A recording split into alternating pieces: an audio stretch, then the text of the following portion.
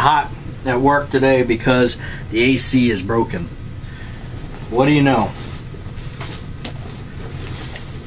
Always something here. But I am having oatmeal this morning. Brought my oatmeal because Cody's delightful treat to dinner last night was bad. Bad for as far as diet goes, not bad as a bad thing. He's a nice guy. I was really glad to see him and hang out with him for a change in town and whatnot. So, but yeah, he bought dinner and it was really nice of him to do. And I had a hamburger, or a cheeseburger rather. He had a steak, and I gotta admit, you know, I'm trying not to eat so much, and I did notice that, like, because I don't eat as much anymore, I do get full rather quick from just a little bit of food. But man, I woke up this morning, almost like felt like I was hungover from food. Can you believe that? That's what it felt like. So taking it easy today. I got my oatmeal, and that's been keeping me full. So, but yeah, man, it is just hot, and that's the thing about Hawaii. It's just like, it's just the moisture. It's not like a dry heat. It's just, ugh. You just baste yourself in sweat.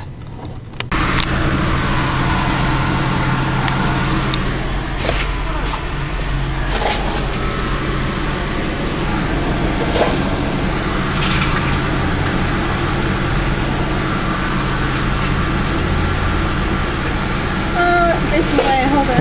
It's okay. Sorry. She cut me off from the drive-thru anyway. Maybe that's why she got the wrong order.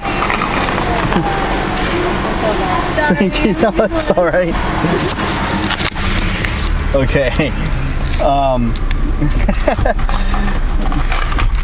Make sure I get this right here. I'm at the. I broke down and got McDonald's for tonight for dinner because I'm actually starving. But I did not get any bread. I got the chicken nuggets, and I know I was just talking about trying to stay healthy and not eat this kind of garbage, but oh man. So this lady ahead of me, she cut me off in the drive-thru, and what had happened was she wound up getting my order. They gave her the wrong bag because, I don't know, maybe by her cutting me off screwed up their, I don't know, but it was actually quite funny because she drove away with chicken nuggets, and I believe if I heard her right, she ordered like a quarter pounder with cheese. What, I mean, but yeah, yes, I broke down and got some bad food, but you know what, I don't think it's quite as bad. I like to justify it. Maybe chicken nuggets is not quite as bad as getting like you know, a Big Mac or something. I hope. So, feel pretty bad that I ate fast food today. So, gonna mark it down and remember that. I've been thinking that I may go and get. There's these like meal replacement shakes. I may actually think about going and getting those and start in on a diet. I think everybody has a New Year's resolution, and I think going on a diet is the most popular, and I think that's what this guy ought to do. So yeah, regret going and eating that, very much so, but it is what it is. Almost didn't even want to film that, but you know what? I gotta own up to it. Yes, I did. So, still gotta work on that. So, yeah, I showed that to Cody. He actually was impressed with the soldering on that. Check that out. Is it focused? Hopefully it is. Yeah, so. Noisy neighbors. Not sure what they're doing over there. Having some kind of crazy party or something. Who knows? Yeah, not too bad. Kind of cold. not terribly cold. Not like I know some of you, there's some places like negative, you know, in the negatives. So I thought this was pretty cool. Actually, I talked to the owner here of this company, and in case you guys don't know, he's the guy that sponsors and furnishes Batjack JW with all the products as far as reloading goes that I need to create the shooting videos for you folks right here. Really appreciate all the help that I get from Badman Bullets, and it was kind of neat to see that I was featured here on his website, and that was when we split the playing card with his bullets. Kind of neat to see that. We did that on the range, and that was kind of cool.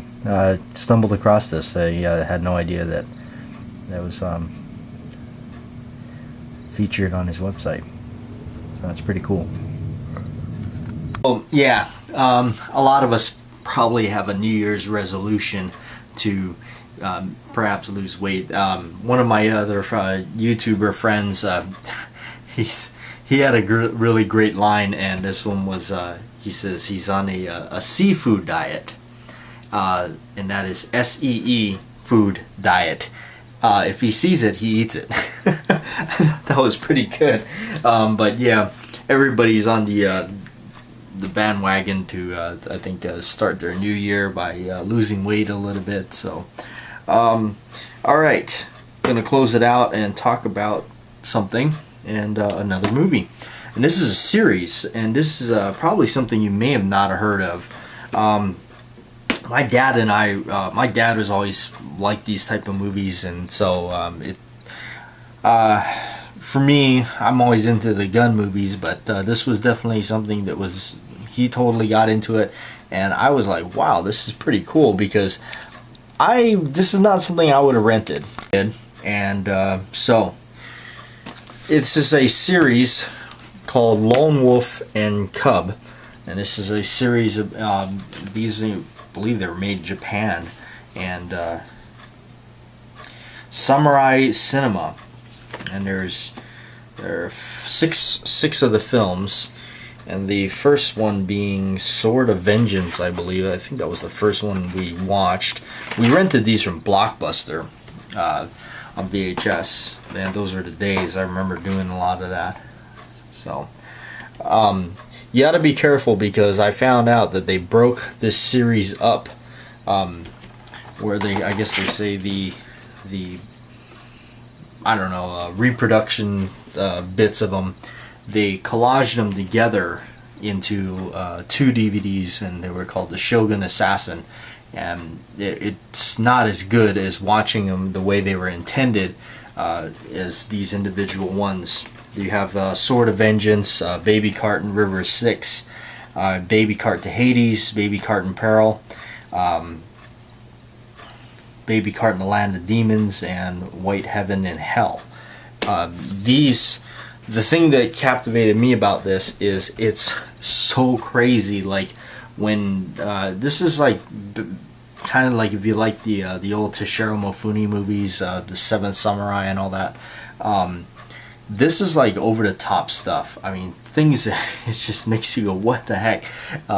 When he slashes when he's going to battle and they start sword fighting and everything. I mean, the effects is unbelievable for how gruesome it is.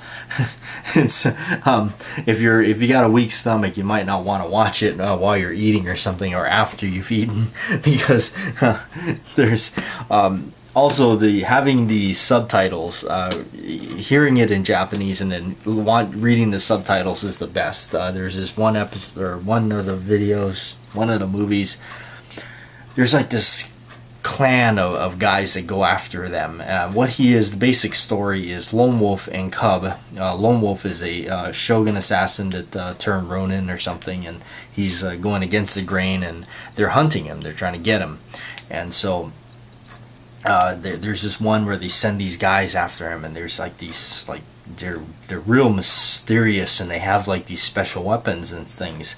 They go after him, and he winds up battling one of them in the desert or something, and he cuts the guy's neck. And I know it's kind of a gruesome depiction, but he hits his neck, and then you just hear this psss, and that's this mist of blood, and you can see it, and the blood looks like paint or something, you know. It's the classic 70s style, you know, blood, where it looks like a bunch of red paint, but it's misting out. And if you read the subtitles as the guy speaks, he says neck, and I think it's like, yeah, it says neck. Wow. It's like, I've long heard about this special sound when the neck is cut a certain way. It sounds like a hollow whistling or something. And he says, I've always wanted to hear this sound, but never would I thought of hearing it from my own neck. And just if you think about the dialogue, you're like, what in the world?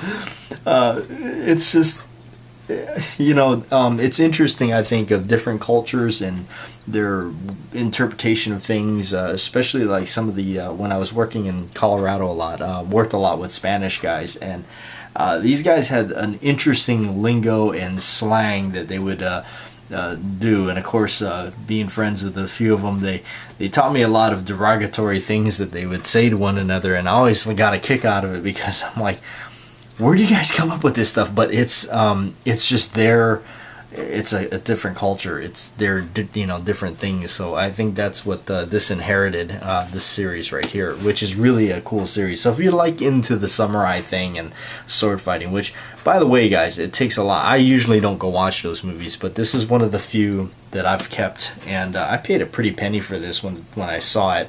Bought this on Amazon years ago.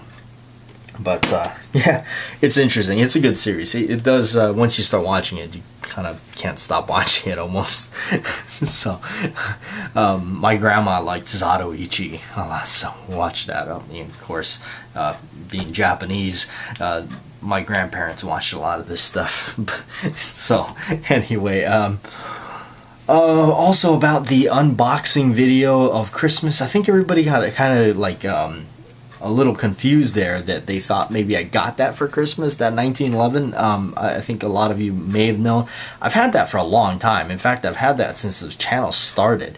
That was the first shooting video I ever did, and yes, Joe did remind me that the very first video was like just test pictures and collage of where I work and everything. But yeah, the first shooting video was actually at 1911. We actually unboxed it right there, and we were kind of doing this like homage to Hickok 45 and things, because really that's how I found out about the gun, was through watching one of Hickok 45's videos, and I was like, whoa, that's so cool, they make a gun like that. Yeah, so I always wanted one, never thought I'd actually own one. So that's really cool. But also, I know it's been a little while since we uploaded something to the main channel, but check it out tomorrow. You're probably watching this before you see it. I'm actually putting it together because it's kind of a long video and it's in full high definition. So I'm piecing it all together, but it's a close-up look at my Smith & Wesson revolvers. I'm sure you'll enjoy it if you like that stuff. I enjoyed making it, a lot of fun. So I'll see you tomorrow.